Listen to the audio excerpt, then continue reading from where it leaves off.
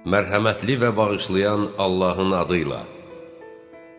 Nəhcül bəlağa. Allahım, qəlblər sənə tərəf yönəlib, boyunlar uzanıb, gözlər sənə dikilib, ayaqlar sənin yoluna qoyulub və bədənlər zəifləyib. Allahım, gizli düşmən üzə çıxdı və kin qazanları qaynadı. Allahım, Peyğəmbərimizin olmaması, düşmənlərin çoxluğu, istək və düşüncələrimizin pərakəndəliyindən sənə şikayət edirəm. Ey Rəbbimiz, bizimlə tayfamız arasında ədalətlə hökm et. Axı sən hökm verənlərin ən yaxşısısan. İsraf etmə, mötədil ol. Bugün səhərin fikrində ol. Malından öz ehtiyacın qədər dala at. Artığını ehtiyac günün üçün qabağa göndər. Allahın sənə təvazökarlara verəcəyi mükafatı verməsinə ümid bəsləyirsən. Halbuki Allah yanında təkəbbürlülərdənsən. Allahın sənə sədəqə verənlərin mükafatını vacib etməsi və verməsinə hərissən. Halbuki eyş-işrətə qərq olub aciz, biçarə, dul qadın və yoxsulları ondan bəhrələndirmirsən. İnsana ancaq və ancaq öncə gördüyü işə görə mükafat veriləcək və o, əvvəlcədən göndərdiyi yerə daxil olacaq. Salama layiq kimsəyə salam olsun. Allaha həmd və Həzrət Peyğəmbərə salamdan sonra insanı onun əldən çıxarmamalı olduğu şeyə çatmaq sevindirir. Əldə edilməsi olmayan şeyə çatmaq isə kədərləndirir. Buna görə də gərək sevincin axirət mənfəətinə görə olsun ki, onun əldə edilməsi vasitəsini dünyada tapmısan.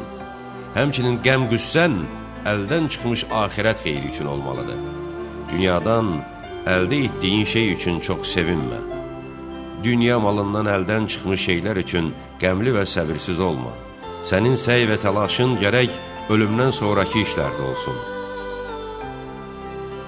Mənim sizə vəsiyyət və tapşırığım Allaha heç nəyi şərik qoşmamağınız və Məhəmməd sallallahu əleyhi və alihin sünnəsini məhv edib aradan aparmamağınızdır. Bu iki sütunu dikəldin, bu iki çırağı nurlandırın. Siz məzəmmət edilib qınanmazsınız. Mən dünən sizin dost və yoldaşınız idim. Bugün isə sizin üçün ibrət və nəsihətəm. Sabah sizdən ayrılacam. Əgər qalsam, öz qanımın ixtiyar sahibiyəm. Əgər ölsəm, ölüm mənim vədə yerimdir. Əgər bağışlasam, bağışlanmaq mənim üçün itayət və bəndəlikdir. Bağışlamaq sizin üçün xeyirxahlıqdır. Belə isə bağışlayın. Allahın sizi bağışlamağını istəmirsiniz? Allah bağışlayan və rəhm edəndir. Allaha and olsun ki, ölümlə mənim yanımda xoşlamadığım gəlməyəcək və istəmədiyim bir şey aşkar olmayacaq. Mən su axtararaq tapan və bir şeyin arzusunda olub əldə edən şəxs kimiyəm. Allah yanında olan nemətlər yaxşı əməl sahibləri üçün daha xeyirlidir.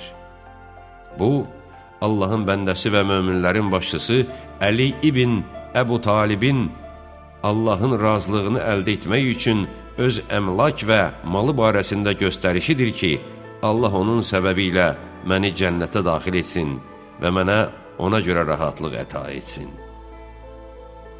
Tapşırıqlarımı Həsən ibn Əli yerinə yetirəcək. O mənim mal və sərvətimdən layiqli şəkildə sərf edəcək və doğrudan da ehtiyacı olan kimsələrə bağışlayacaq. Əgər Həsənin başına bir iş gəlsə və Hüseyin sağ olsa, mənim Həsəndən sonraki vəsi və canişinim odur və mənim tapşırıqlarımı onun kimi yerinə yetirər.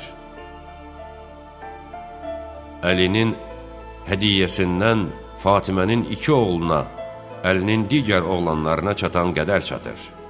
Mən bu işin öhdəçiliyini Fatimənin 2 oğluna, Allahın razılığını əldə etmək, Həzrəti Peyğəmbərə yaxınlaşmaq, ona ehtiram və o həzrətlə qohumluq şərəfinə görə verdim.